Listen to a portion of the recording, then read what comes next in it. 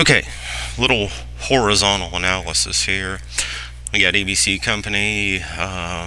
We've got stuff from the comparative income statement for 2019, 2018, 2017, specifically revenue for each year and cost of goods sold for each year. We want a horizontal analysis of revenues and gross profit, both in dollar amount and percentage for both 2019 and 2018. When we do horizontal analysis, the thing that we have to remember is we're looking at the difference from one year to another.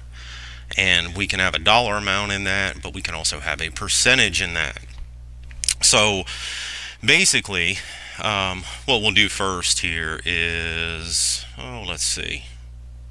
We want revenue and gross profit. Well, we've got our revenue. Let's look at our gross profit first.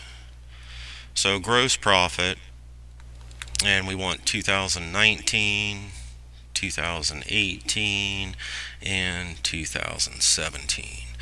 2019, we ought to know our gross profit is revenue minus cost of goods sold. So for 2019, let's see, 3640 is gross profit. For 2018, 9690 minus 6000 is 3690. And for 2017, 9135 minus 5890 is 3245. I'm going to double check that on my old friend the calculator. And let's see, just because my mental math might have taken a vacation. 91 minus 58, 90, 3245. Okay. So we have gross profit here for the year. So we know we want revenue and we want gross profit. Now when we're doing horizontal analysis, the big thing we got to look at is we're looking at a base year. We're looking at a change from period to period in horizontal. Trend analysis is a little bit different, and I'll be having a video on that later. But for horizontal analysis, let's look at revenue for 2018. Now, what we do to calculate this, the change in dollar amount, we're going to look at from one period to the next. So for 2018, we're going to look at the difference from 2017 to 2018. So our revenue in 2018 was 9690. If we subtract the year before, the period before 2017, we get 9135. Subtracting those two gives us 555. So our revenue increased from 2017 to 2018 by $555. Now that's the amount. That's the dollar amount. How we find the percentage amount is we take that change and we divide it by where we started at, basically 2017. That's going to be our base year. So in essence, for this problem, looking at this, we're going to have our 555 divided by the revenue in 2017, 9135, and that will give us 555 divided by 9135 is equal to 0.0608, which means we had essentially a 6% increase. Okay, so for 2018, the revenue was up 555, which represents a 6% increase from the year before. Now, for our gross profit for 2018, we're going to do the same thing. We put gross profit here.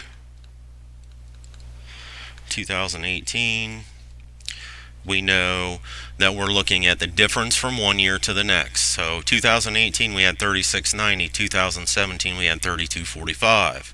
So again, we're going to subtract our previous year from the year in question. 3245 is equal to 445.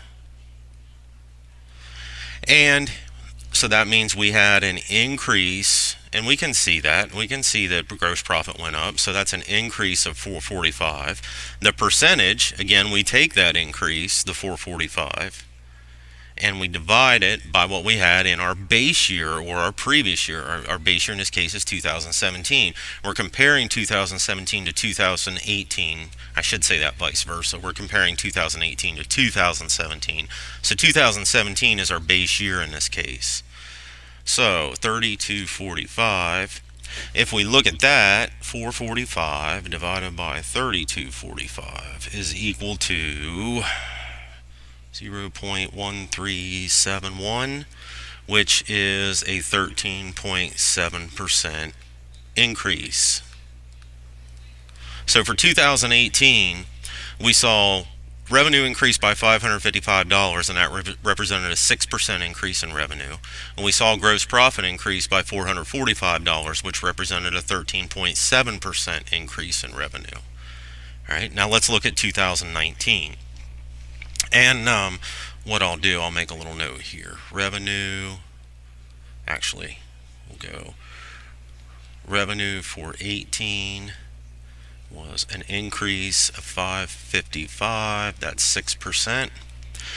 And was it on gross profit for 18 was up $445, which represented 13.7% increase.